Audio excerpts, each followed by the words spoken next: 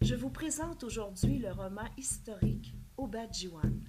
Né sous la plume d'un auteur bien de chez nous, Luc Goulet, et lequel vous fera voyager à l'époque des coureurs des bois qui sillonnèrent jadis les sentiers fabuleux du Témiscamingue.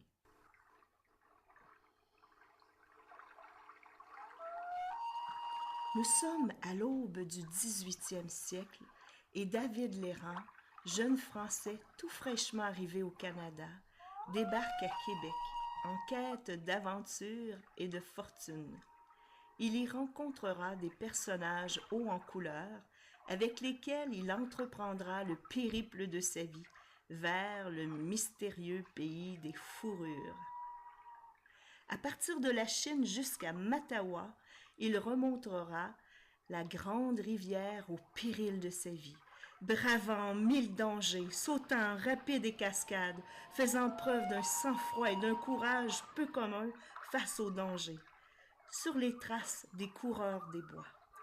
Intrépide, audacieux et téméraire, aux prises avec des individus souvent belliqueux ou de sanguinaires Iroquois, il atteindra finalement les rives du fabuleux lac Témiscamingue, terre des Anishinabés, les vrais hommes, où il entrera en contact avec la société fort complexe mais fleurissante des Algonquins, et parmi laquelle il découvrira les fondements de son existence. C'est dans cette région, au panorama magnifique, au milieu de forêts plus que centenaires, à l'ombre de falaises et d'escarpements granitiques millénaires, et toujours le long de ce cours d'eau incomparable, qu'il trouvera son idéal, partageant son existence entre son travail dans un poste de traite et l'amour inconditionnel qu'il voue à son épouse algonquine.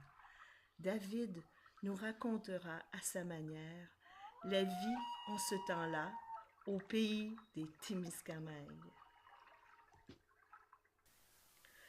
Luc Goulet est un inconditionnel amoureux de la nature et surtout de son lac, le lac Témiscamingue, au fil duquel il puise son inspiration.